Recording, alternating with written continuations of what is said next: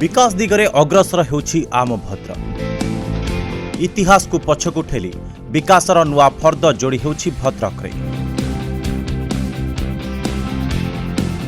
दिने समृद्ध भविष्यतर सुनेली स्वप्न देखिथिबा भद्रकवासी एवं स्पष्ट अनुभव करि पारुछंती भद्रकर रूपांतरण को आउ देखि पारुछंती रूपांतरण पछर रूपकार को। मां भद्रकाली अपार करुणारू प्रिय भद्रकवासी अकुंठ सहयोग और विकासर बिंधाणी मान्यवर मुख्यमंत्री श्रीजुक्त नवीन पट्टनायक आशीर्वाद रे निर्माण हेउछि नुआ भद्रक। माटी मोरमर रास्ता आज पक्का सड़क, दुआर मुहरे स्वच्छ पीवा पानी, बिजुली खुंटरे उज्जवल आलुओ, गाँ गंडारे मनलोभा उद्यान, समृद्ध शिक्षा और सुस्थ स्वास्थ्य सेवा सह प्रतिटी लोकंक पाखरे निरंतर सरकारी योजना पहुंची पारिछि आज भद्रक माटीरे।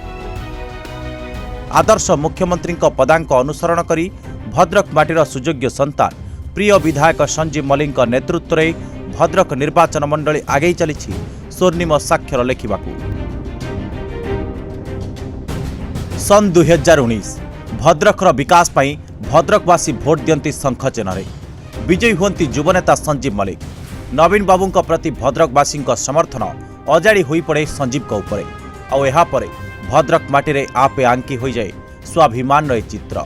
जो माटीरे शुभ शंख बाजिछि सेही शंख नादरे विकास बा अटकंता केमिति।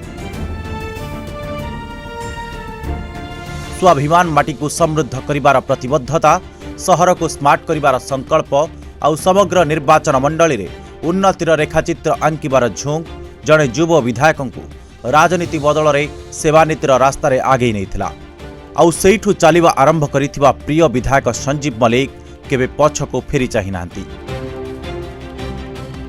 आम नेता कथा कम काम अधिका करंती आउ आमे तो सहजे सेई रास्तार बाटोई। आम काम आम कथा कहे। जामा मस्जिद भद्रकाली पीठर रूपांतरीकरण खाली भाईचारा बांटी नहीं परम पूरा निर्वाचन मंडली रे विकासर प्राचीर होई छिड़ा होईछि। शह शह कोटी टंकारे मुख्य डाक्तरखाना, मातृ शिशु चिकित्सालय, प्रति पंचायत रे स्वास्थ्य उपकेन्द्र निर्माण करी भद्रक को सुस्थ रखिबाकू आमे चेष्टा करिछु।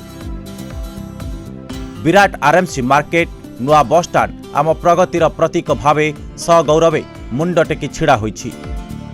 क्रीडार प्रचार प्रसार सह क्रीड़ाविद प्रोत्साहन पाई इंडोर स्टाडियम, नेहरू स्टाडियम और मिनी स्टाडियम निर्माण चली।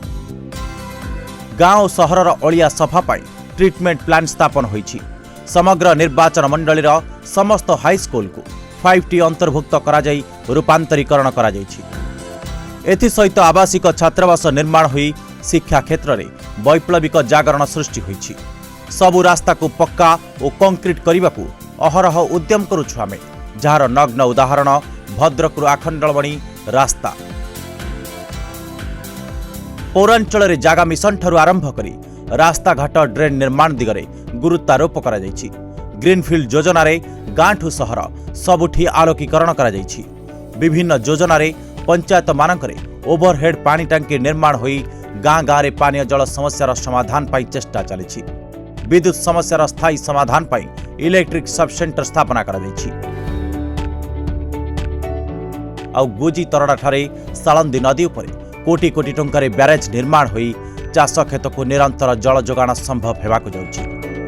माननीय मुख्यमंत्री श्रीजुक्त नवीन पट्टनायक जनकल्याणकारी योजना लोकंक पाखरे पहुंचाइबाकू प्राथमिकता देई एमिति भद्रक माटीर विकास पाई सदा चेष्टित आम प्रिय विधायक संजीव मल्लिक। ए तो थिला सरकारी योजना सफल रूपायनर कथा, हेले एहाको छाड़ी जो सेवानीति आपणाइछंती प्रिय विधायक तार छोटिया झलकटीए न देखिले विश्वास करने सहज नुहे। नुआ नुआ विधायक होइथांती संजीव भाई। शीतल नारे एई झियटी सेतेबेले असह्य जंत्रणार मुक्ति पाई मुख्यमंत्री पाखरे इच्छा मृत्यु पाई आवेदन करिथिला, किंतु मान्यवर विधायकंक बलिष्ठ उद्यम और डाक्तरंक सह लगातार जोगाजोग रे रही शीतल को नुआ जीवन देबारे सक्षम होइछंती आम प्रिय विधायक। दिने इच्छा मृत्यु मागिथिबा शीतल आज हसुची, कथा कहुची, नुआ पादरे चलिबाकू चेष्टा करुछि।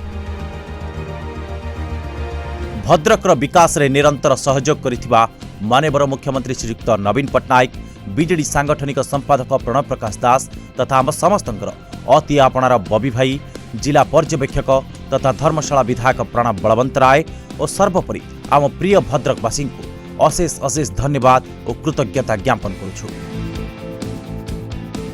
समय आसी भद्रक विकास को आगे नेबाकू बिजु जनता दल परिवार प्रतिटी सदस्य आगक आसिबा स्वाभिमानी माटी रे संगठन को सुदृढ़ करी पुणी थरे रणदुंधुबी बजाई वीरवाद्य सहित रणांगन को ओह्लाई विरोधी शिविर को धूली चटाइबा पुणी थरे नवीन बाबू को हाथ मुठा को टाण करिबा शंख चिन्ह को घरे घरे पहुंचाइबा।